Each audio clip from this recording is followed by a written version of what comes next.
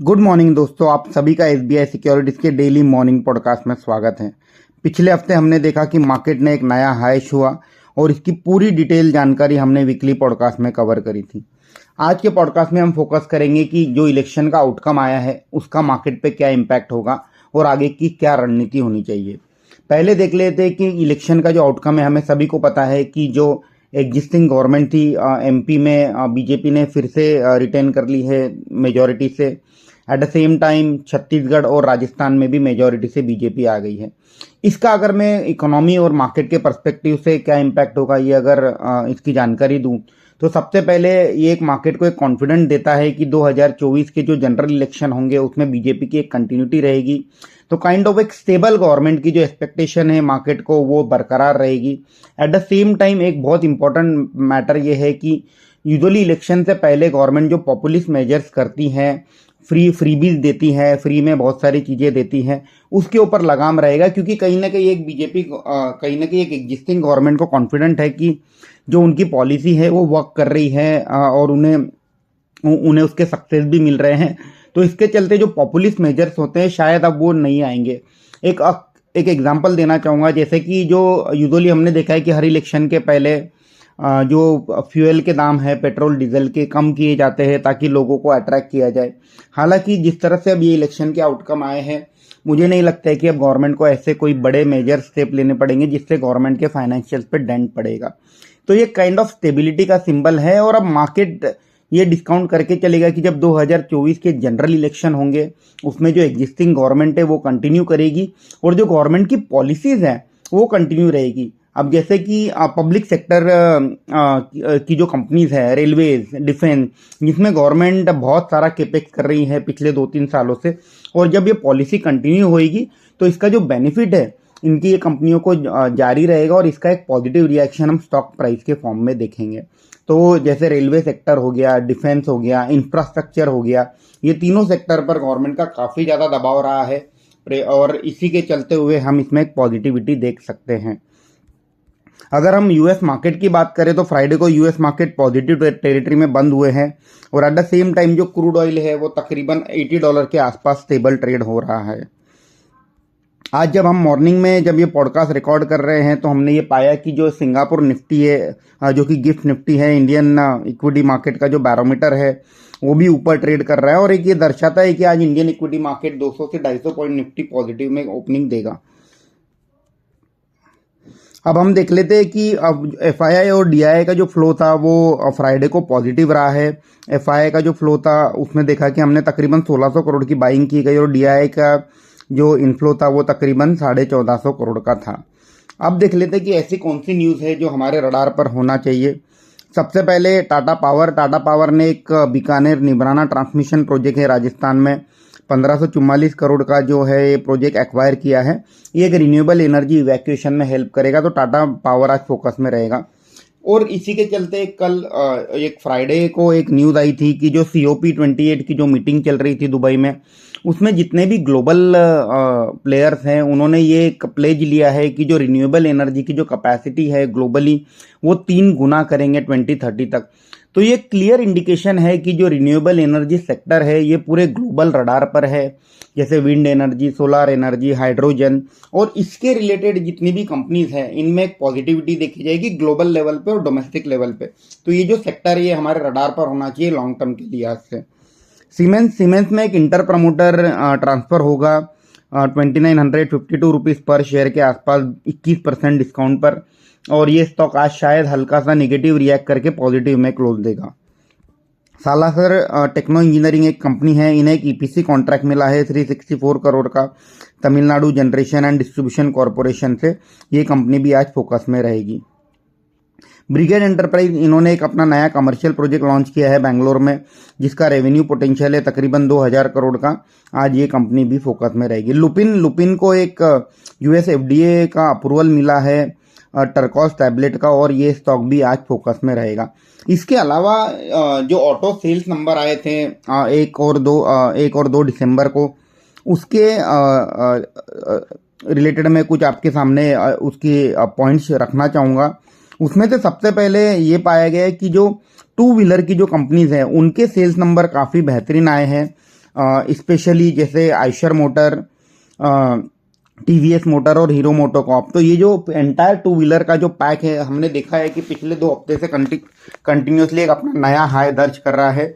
ये पैक भी फोकस में रहेगा। हालांकि जो पॉजिटिविटी है, कहीं ना कहीं स्टॉक प्राइस में डिस्काउंट हो चुकी है, तो जितने भी टू व्हीलर के जो काउंटर है उसमें बाय ऑन डिप की स्ट्रेटेजी होनी चाहिए।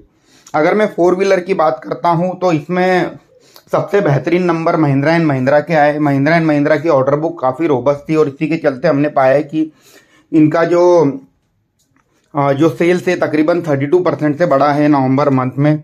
और at the same time Mahindra and Mahindra के जो ट्रैक्टर डिवीजन है उसमें भी एक kind of single digit growth देखी गई। तो ये एक ओवरऑल पॉजिटिव है महिंद्रा एंड महिंद्रा के पर्सपेक्टिव से। ये स्टॉक ओवरऑल ऑटो सेक्टर में एक लगाड़ भी रहा है। मुझे लगता है कि अब महिंद्रा एंड महिंद्रा में भी एक अच्छी रैली यहाँ से देखी जाएगी। मारुति के जो नंबर है वो मॉडेस्ट आए थे, 3% ग्रोथ देखा गया। अगर हम इसको डीप डाइव करते हैं तो उसमें ये पाया गया कि उनका जो एसयूवी का वॉल्यूम है उसमें 50% वाई ग्रोथ देखी गई। जैसे उनके जो नए मॉडल है फ्रॉन्ग, जिमनी, ग्रैंड विटारा, वो काफ़ी अच्छे कर रहे हैं। तो अगर डीप डाइव करते हैं तो जो उनका जो प्रीमियम पोर्टफोलियो है एसयूवी का वो अच्छा कर रहा है। और एक अगर मारुति का अगर निगेटिव रिएक्ट करता है तो डेफिनेटली पोर्टफोलियो में ऐड कर सकते हैं। आयशर मोटर ने भी काफ़ी अच्छे सेल्स नंबर रिपोर्ट किए नवंबर मंथ के, और ये स्टॉक में भी एक पॉजिटिव रिएक्शन हम आज देख सकते हैं।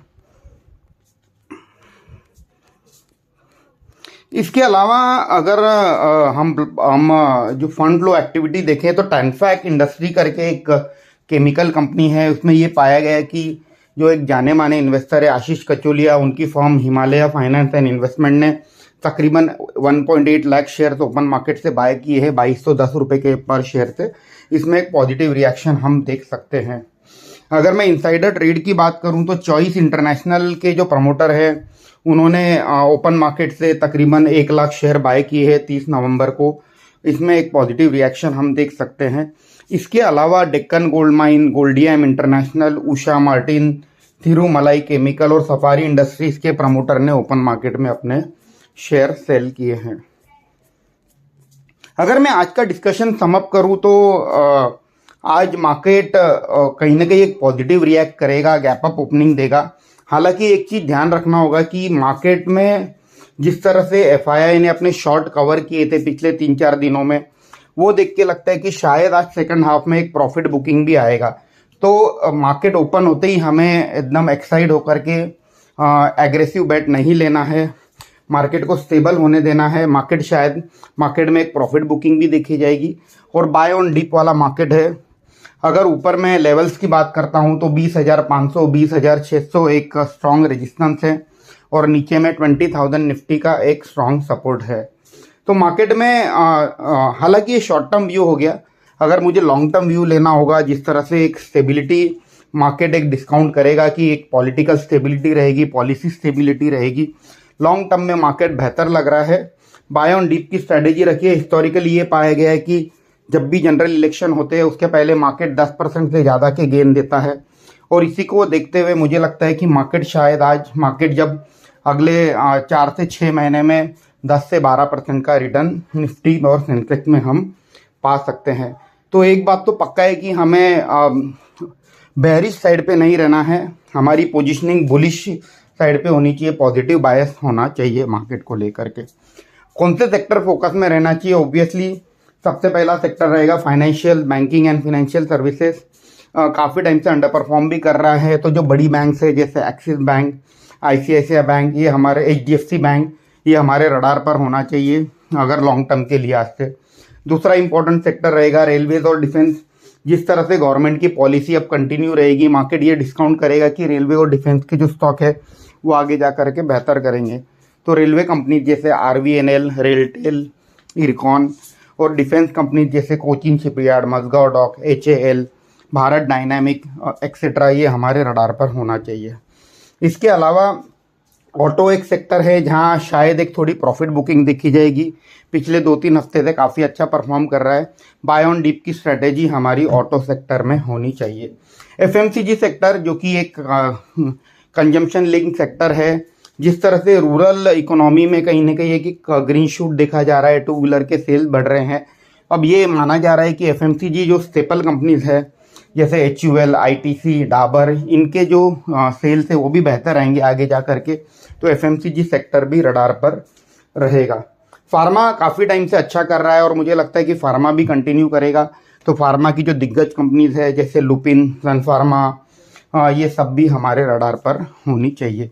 सीमेंट जो कि एक इंफ्रास्ट्रक्चर प्ले है, जिस तरह से गवर्नमेंट की जो इंफ्रास्ट्रक्चर पे फोकस है, तो ये सीमेंट और रियल एस्टेट का भी एक इनडायरेक्ट प्ले माना जाता है। तो कंपनी जैसे UltraTech cement, JK Lakshmi, JK cement, ये सब भी हमारे रडार पर रहनी चाहिए। इंफ्रास्ट्रक्चर कंपनी जैसे नागार्जुना कंस्ट्रक्शन, वाटेक Wabag, PSP project, KNR construction, ये सब भी एक अच्छे नतीजे डिक्लेयर करने के का पोटेंशियल रखते हैं अगले 2 से 3 क्वार्टर में। ओवरऑल मार्केट सेंटिमेंट पॉजिटिव रहेगा। बाय ऑन डीप की स्ट्रेटेजी रखिए। आज शायद थोड़ा प्रॉफिट बुकिंग भी देखा जा सकता है और उसके बाद शायद मार्केट में एक लंबी रैली देखी जाएगी। आज का समय देने के लिए धन्यवाद। आपका दिन मंगलमय हो। Investment in securities market are subject to market risks. Read all the related documents carefully before investing.